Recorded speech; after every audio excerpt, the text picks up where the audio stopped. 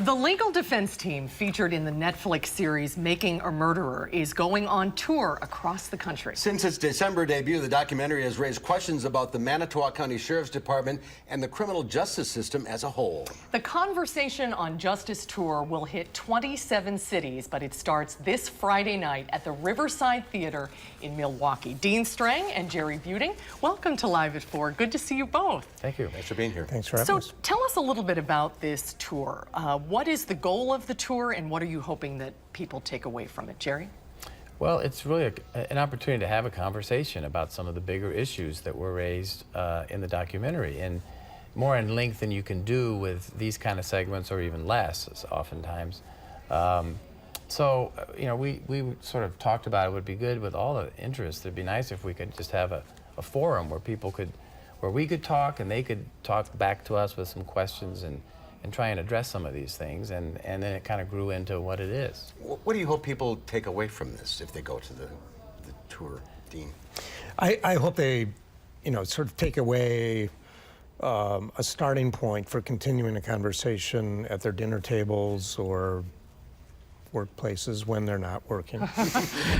Exactly. You know, about some of the broader issues that I think the film poses well. And that is, I think there's a moment here to sort of move beyond the concrete storylines in this film and think more broadly about the administration of criminal justice in this country anywhere. The last time you were here, it was 12 days after the documentary premiered, and you were sort of on the cusp of this tsunami of reaction that was heading for you. And now that you both have had a little time to see the impact that this thing has really had on people, what do you think it is that is captivating the country and continues to captivate the country about this story? Well, when Dean was here last, I was actually hiding out in Italy. And so Dean had to carry the water up. But, you know, I think like Dean said, there's an opportunity. There's interest in the criminal justice system like there hasn't been in a long time. Mm-hmm.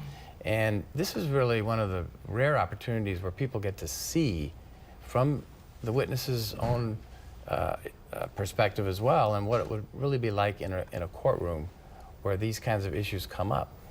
And you know, the storyline obviously is very interesting too, and the questions that are left from this one case, but it really gives people a different perspective than I think they've ever had a chance to. Are you surprised at how this caught on, this documentary? Certainly the way it's gone, yes. You know, Dean and I got a preview. In fact, I'm not sure if you ever watched the whole preview before it aired. I did, just barely. I didn't watch any of it. Okay, I saw just the week before it aired, I got a preview of it, so I knew it was good. I knew it was well put together, and I thought, well, this is going to be interesting, but, you know, who could have predicted this? Dean, what do you think?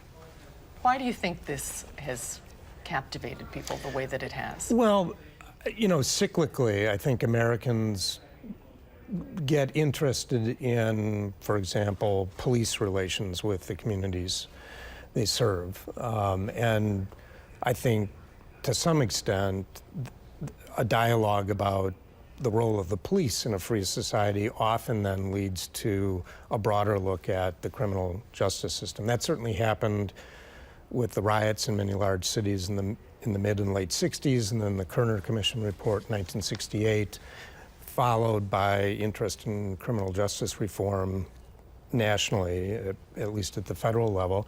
I think to some extent we're seeing a similar rise, you know, or node in that cycle here, where we've been having sort of a boisterous discussion about the role of police agencies for the last couple of years, and it's natural, I think, for interest to spread to the broader questions of criminal justice. And there's no question that the success of some true crime stories, like the Serial podcast or the Jinx, also, I think, led to broader interest in this movie.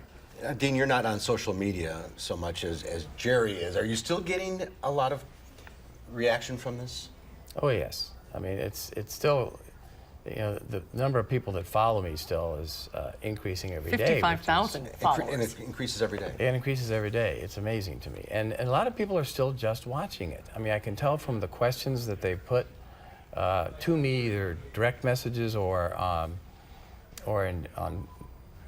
the general Twitter feed. It's obvious people who've just watched it now and are gripped by it and are going back through what's been said before about it. So, I mean, I think that's part of the reason the interest is continuing, is that not everybody has seen it yet. And it's on Netflix. You can watch it whenever you want. You can, right. Stephen Avery has a new lawyer now, Kathleen Zellner from Chicago, and she's trying to use new technologies as a way to exonerate Stephen. She's been very active on Twitter and very optimistic, frankly, that she's going to win his freedom.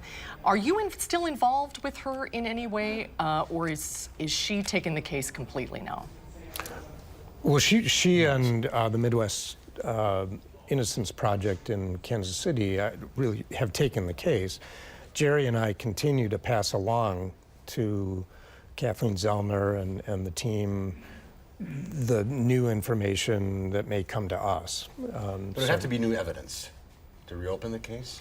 Generally, I mean, that's the most likely method of getting a case reopened at this point when the direct appeal is done. Are there any updates you can give us? You know, we're not privy to their strategy and their investigation. You know, we did get a lot of emails and a lot of tips even before they came on board the case after the documentary was released. So we have some idea of some of the issues and areas that they're going to be pursuing, but we probably shouldn't discuss. I mean, obviously, what we might do is a little different than what they might do, and ultimately, it's their decision at this point, and Stephen Avery's decision. Well, good luck on the road. Thanks. It sounds like an interesting... And you're writing a book, which we didn't get an opportunity to mention. I am, and that's something I'm very excited about that. I've been thinking about it for years, so long before the documentary. I've been blessed with a lot of really interesting, fascinating cases in my career, and so I want to be able to, and I see common threads through them along with the Avery case, so I hope to be able to talk about those. We'll have you back, for sure. Thank you. Thanks for Great being to with us see you today. both. Great to see you both. And Dean and Jerry will be speaking Friday night at 8 p.m. at the Riverside Theater in Milwaukee. Tickets are $35 or $45. For tickets, go to papsttheater.org. And for more on the national tour dates, go to conversationsonjustice.com.